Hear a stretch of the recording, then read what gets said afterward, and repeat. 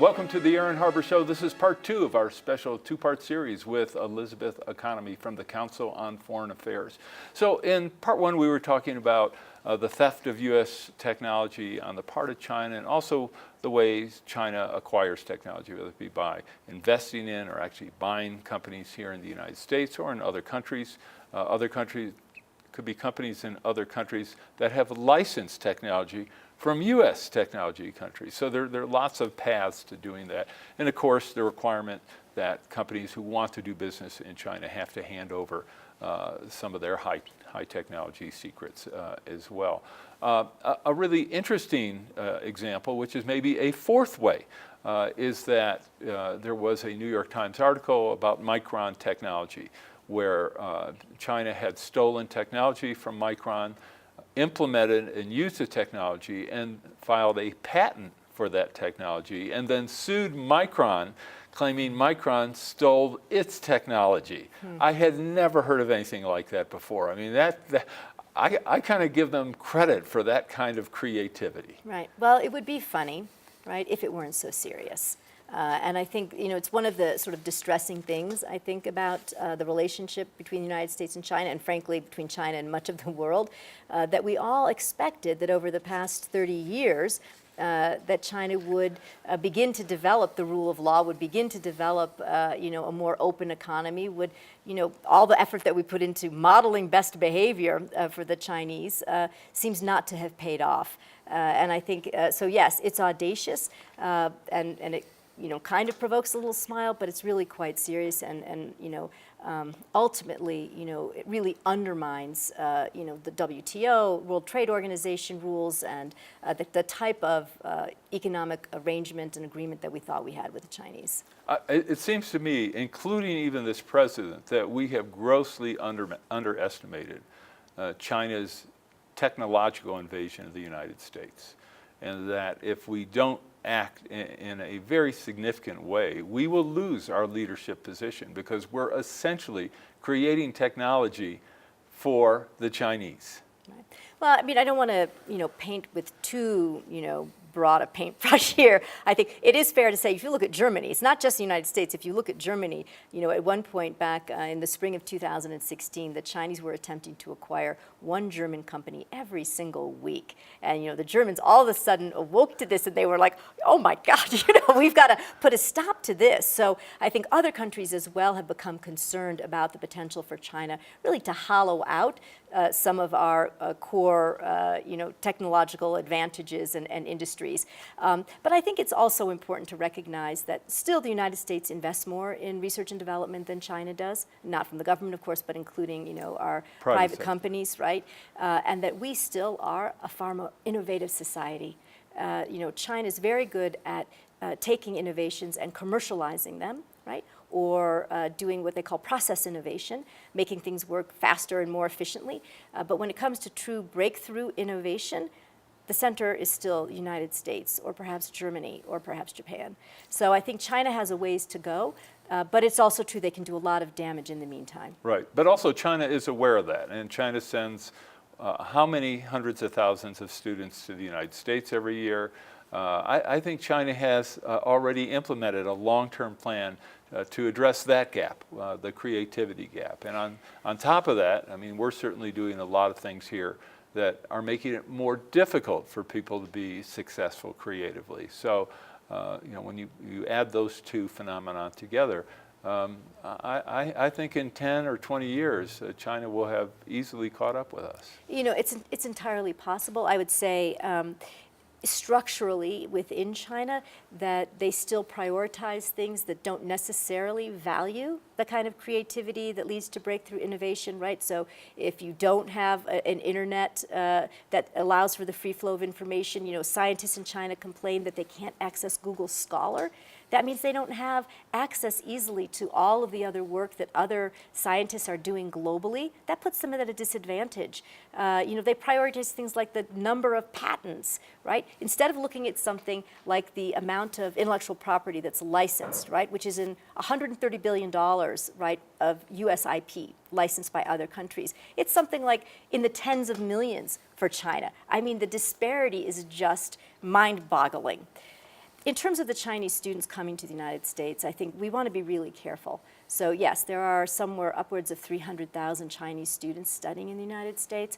A fraction of those are involved in basically, research in sort of tech areas at an advanced level where it could be of concern. Many of those scientists want to stay here, right? They don't want to go back to China.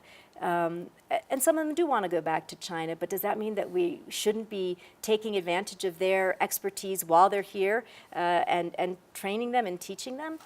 So I think I don't want to end up in a McCarthyite type of atmosphere here where, every Chinese student that's here has an X marked on his or her back, like they are in some way an agent of the Chinese state just coming here to steal our secrets and go back. Certainly some of that takes place. But I think the vast majority of Chinese students are not here to do that. All right, let's jump to into the South China Sea. You had referenced it briefly previously in the program, and certainly China has been very aggressive in that regard. Two things. One is, has Chinese aggression in the South China Sea, where China's position is, hey, this is our territory, this is our sea, we should control it. Is that any different than how China has seen things and behaved as a country in the past or in the past century, for example, number one? Number two, specific example, China's put pressure on Vietnam to not develop some of the energy resources, offshore oil and gas resources that actually are within the territorial waters of Vietnam. Which strikes me as somewhat extraordinary to take that position. Give me your thoughts on all of that. Right. So I think one of the big transitions under Xi Jinping has been the move from staking claims of sovereignty, right, for China to actually trying to realize them. And so even though there have always been problems in the South China Sea, there are a number of other claimants, Vietnam, the Philippines, Taiwan, Brunei, that all claim, overlapping parts of the South China Sea. There have been small skirmishes among fishing boats from different countries. Xi Jinping is the first in 2014, 2015 to reclaim sort of enormous amounts of land, to build up 7 artificial features, and then to militarize them, despite having stood on the White House lawn and saying that he was not going to militarize these artificial islands. So he really has upped sort of the level of Chinese aggression and assertiveness in the South China Sea. In terms of the relationship with Vietnam, I mean, China and Vietnam have a sort of a tough relationship dating back many, many centuries, right? Practically millennia, a difficult relationship. And in 1979, China invaded Vietnam, and the Vietnamese pushed the Chinese back. The Chinese often, conveniently forget that when they say we are a peaceful country, we never invade other countries. They did, in fact, invade Vietnam. But yes, the Chinese are attempting to, sort of coercively force Vietnam and other claimants from trying to develop the resources, in the area. They are saying to other more pliable countries like the Philippines, for example, right now, could we do joint development? But Vietnam's not interested in that. What should the U.S. do about the South China Sea?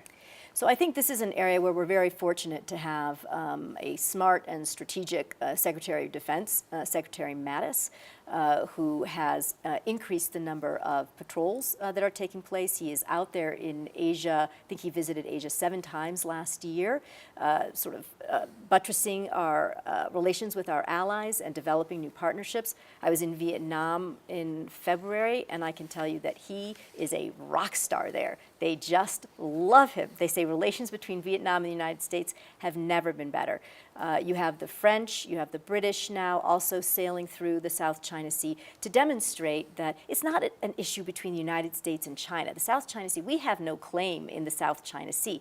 Our position is really freedom of navigation, right? And recognize the United Nations Convention on the Law of the Sea, right? What are the rules of the road or the rules of the sea? And that's all we're doing there. And so to the extent that we can multilateralize this, right, to bring in other countries to say to China, everyone else recognizes this, that then begins to constrain them. China does better when it's just the United States pushing back on China. It does not do so well when it's many countries pushing back on China. How about Japan? What should the role of Japan be?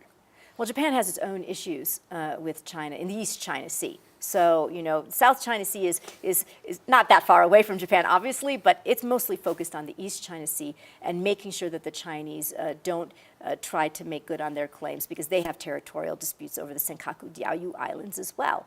But the United States has placed the Senkaku Diaoyu Islands within the framework of our formal treaty alliance with Japan. So the Chinese know that if in fact they make a provocative move on those islands, that will draw the United States in. So that's a whole different kind of issue.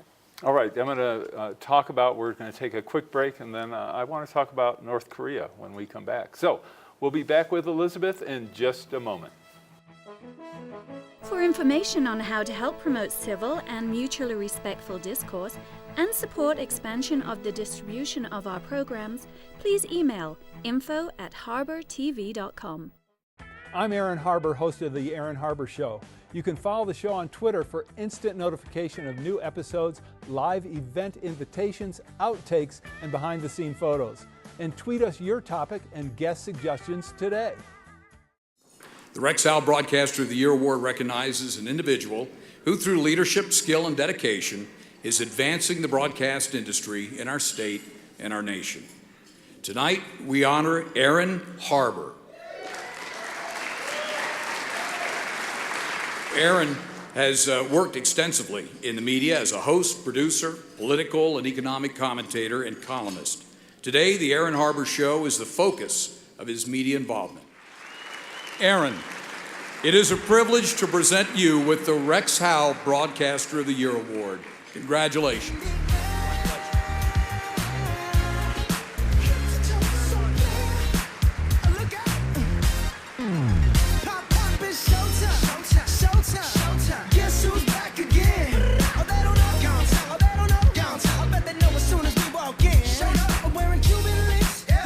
Just make journalism great again. Join me and watch the Aaron Harber Show. Watch the Aaron Harber Show. Watch the Aaron Harber Show. Watch the Aaron Harper Show. Watch the Aaron Harber Show. I'm Reverend Jesse Jackson. Watch the Aaron Harper Show and Keep Hope Alive. Used by fire professionals around the world, Fire Ice XT Spray is an eco-friendly, easy-to-use suppressant gel designed to quickly and efficiently stop and contain all kinds of fire and heat-related events, including fiberglass, lithium batteries, and other combustible up to 5,000 degrees Fahrenheit, for use in your home, office, RV, fireplace, boat, kitchen, and garage. For more information on Fire Ice XT Spray, visit us online at fireice.com. I'm Aaron Harber, host of The Aaron Harber Show.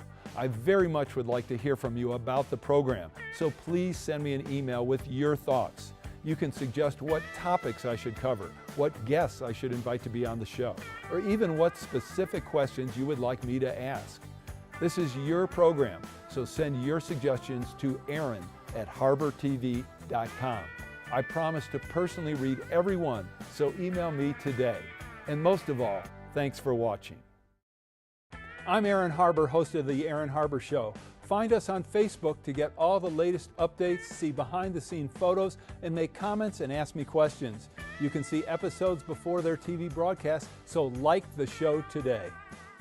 The Aaron Harber Show may be viewed 24/7 at no charge from any location in the world at harbertv.com. Welcome back to the show. This is our final segment with Elizabeth Economy. So what's your take on the U.S., North Korea, and China? And start with kind of the Chinese perspective on what's going on, and what does China want? So I was in China actually right after President Trump announced that he was going to be meeting with Kim Jong-un, leader of North Korea. So that was in late March. And the Chinese were very surprised, very taken aback that this summit was going to happen and that the Chinese had not played any role in orchestrating it. And they were a little concerned. They were concerned about being marginalized. You have to remember that Xi Jinping and Kim Jong-un had never met. Right? So in 5 years that Xi Jinping had been in power, the leader of North Korea and the leader of China had never met. Relations were not good.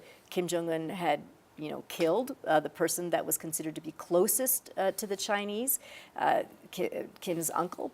And the Chinese, so relations were very strained. So now you have a point at which the President of the United States has sort of leapfrogged China and set up this, summit with Kim Jong-un. And beyond that, Kim Jong-un, it appears, has basically agreed to freeze his testing without requiring a freeze of U.S. military exercises with South Korea.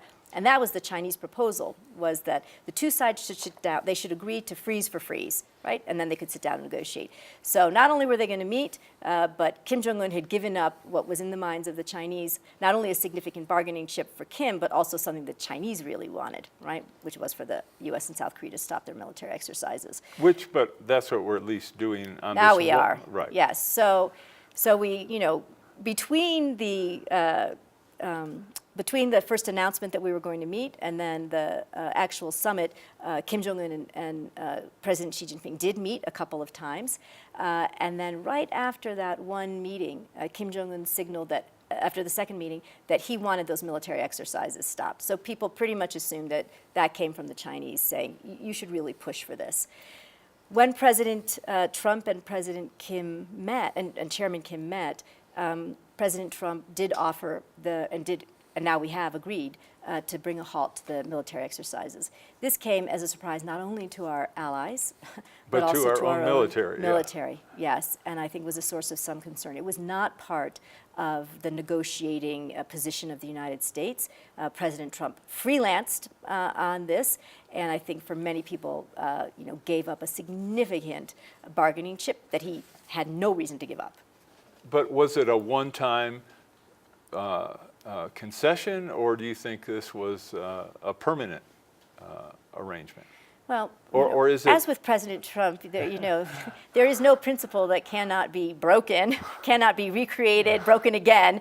So I think it's entirely possible that moving forward, the exercises could be reinstated. Sure. If in fact Kim Jong-un doesn't make good on his pledges to start beginning to denuclearize, right? So I think there is room for further negotiation, but it's hard to understand why you would give something like that up, and something that is integral, to our own protection and to the protection of our allies, to the security of our allies, without being forced to do it.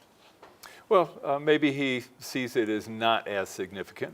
President Trump may just see it, well, okay, sure, I'll do you a favor if you do me a favor. And he also may say, hey, if they don't do what he told me they would do, we will resume military exercises. And missing it one time, I'm sure in Trump's mind, is not a big deal. Of course, if you're in the military, it's a big deal. Absolutely. But from his perspective, it's it's a Yes. like a ball game that gets rained out. We'll just schedule it another Right. time. Right. There you go. What about the Chinese perspective on a non-nuclear Korea and Korean unification? Right. So I think the Chinese do favor a non-nuclear Korea. I think, they again, relations between China and North Korea were strained. I think they looked at Kim Jong-un similar to the way they look at President Trump, which is to say as a little bit of a wild card, somewhat reckless, don't know exactly, unpredictable, can't control him, in fact. So yes, they want the denuclearization of the Korean Peninsula. In terms of Korean reunification, I think that only happens if the U.S. troops are withdrawn for the Chinese, if the U.S. troops are withdrawn from the Korean Peninsula, and that's something else that President Trump has floated out there, and if they are assured that a reunified Korea is favorably inclined to China, right? Because they're not interested in a larger, more powerful Korea that is allied with the United States. All right. Well, you have around 20 million people in North Korea, and double 50 million or so in South Korea. Yeah. So you're talking about, what shape or form of unification could occur where South Korea and the South Korean people are not the dominant element of that? Do you give each North Korean 3 votes, or Right. I think it would. look, Kim Jong-un is committed to maintaining the integrity of North Korea. So it would have to happen over a long period of time, perhaps even with a different leader or some kind of power sharing arrangement where Kim Jong-un played a role in a new government that was of some consequence. So, how the exact parameters, I don't know. Has anyone mapped that out? I would imagine that the South Koreans have done some mapping exercises, in particular because they would be the primary bearers of the cost of reunification. Much as West Germany had to bear the cost of reunification with East Germany, that would fall a lot on South Korea's shoulders. So they need to know what they're buying, if indeed they're going to the market to try to buy. And certainly President Trump tried to sell the concept that if you go along with our plan, we're going to reinvigorate your economy and help feed your people and turn you into a giant Trump mall or something. Condos on the beach. There you don't go. Forget. What do you think the North Koreans' real response to that? Well, look, I think, or certainly the chairman's response to that. I mean, I think that Chairman Kim was educated in Switzerland. He himself lives a high life, right? He does not live the existence of the average North Korean citizen. And so the idea of opening up the economy without having to sacrifice political control at this point in time is quite attractive. And so I do think that is part of what's being discussed with the Chinese. A sort of Chinese model, evolutionary model, is probably fairly attractive to Kim Jong-un in that respect. I think having the Americans come in wholesale it would be far too disruptive, in the mind of Kim Jong-un. He would not be able to control that kind of process. But a sort of phased in, welcoming of foreign investment where, he controlled what kind of foreign investment came in, I think that would be appealing. And I'm sure that the Chinese would be delighted to sell them 50 million cameras as well. Absolutely. For surveillance of... No doubt about that. And the technology that goes along with it. Okay, let's jump to, in terms of China, I'd be really interested in your take, I know we're running out of time, on China in the environment, where you have an energy sector that is still heavily coal-based, extraordinary pollution in many Chinese cities. Yet China is leading the way in solar power in many respects, in wind power, and nuclear power, with the construction ongoing of 18 nuclear plants, where we have none, I guess, at this time.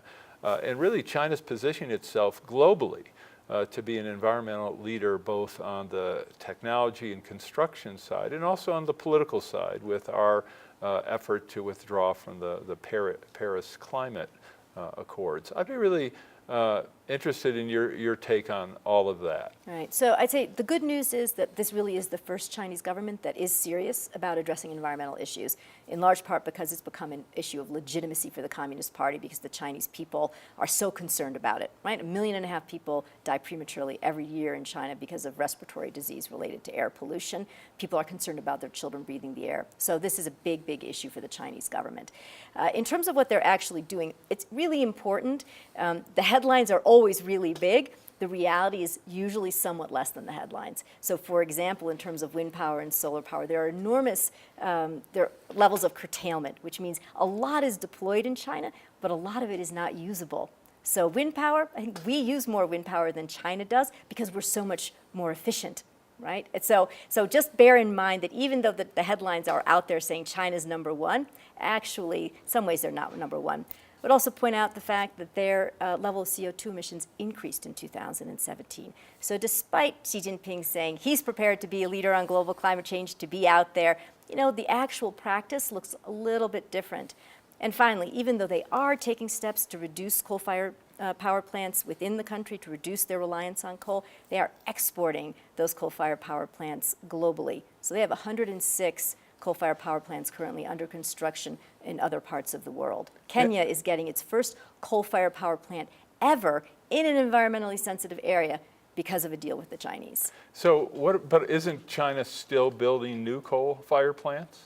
They are, well, they put a moratorium on them certainly in the coastal provinces. They were allowing some coal-fired power plants and coal-to-chemical plants in the western interior provinces, where the potential for civil unrest is less than it is in the wealthier coastal areas.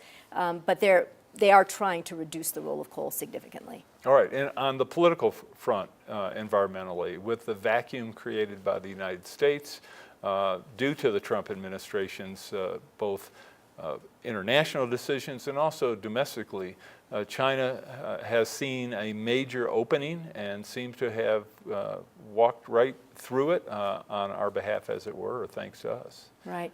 Again, I think rhetorically that's certainly the case, but it's incumbent upon us to hold the Chinese feet to the fire to make sure that what they're saying they're doing, they're actually doing.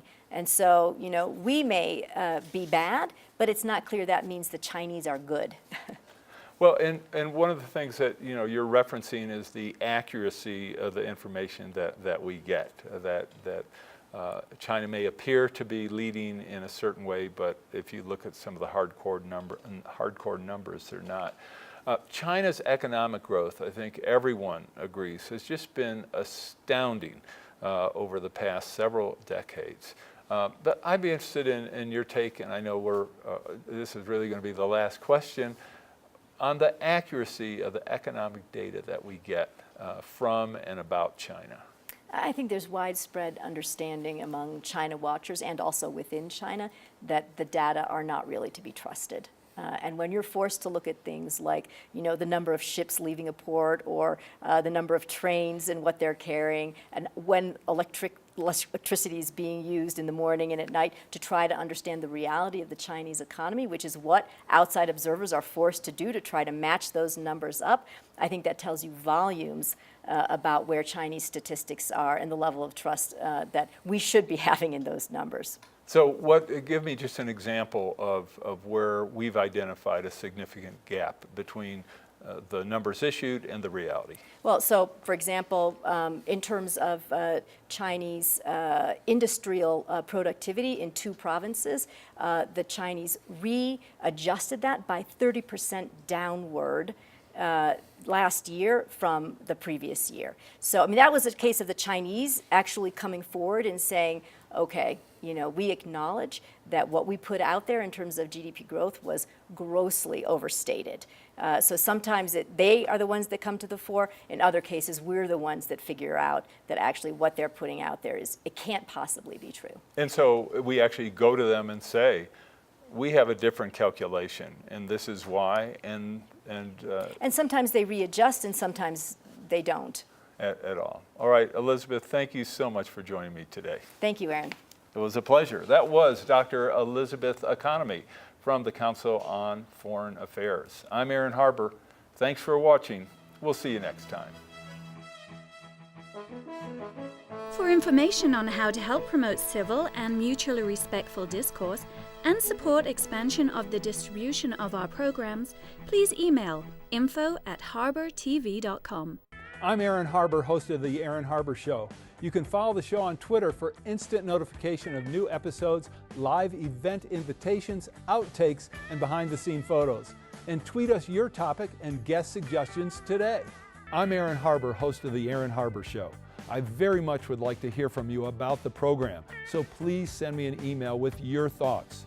You can suggest what topics I should cover, what guests I should invite to be on the show, or even what specific questions you would like me to ask.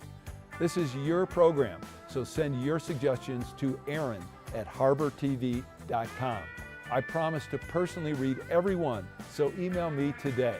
And most of all, thanks for watching. Join me and watch The Aaron Harber Show. Watch The Aaron Harber Show. Watch The Aaron Harber Show.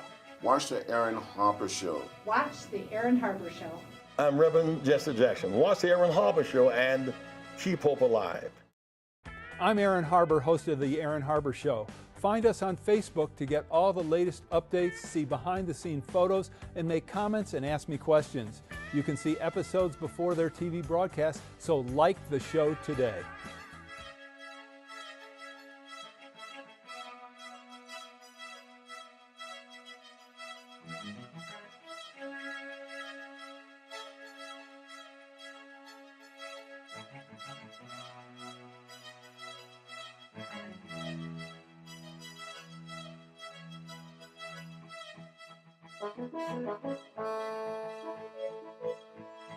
Please contact us. We want to hear from you.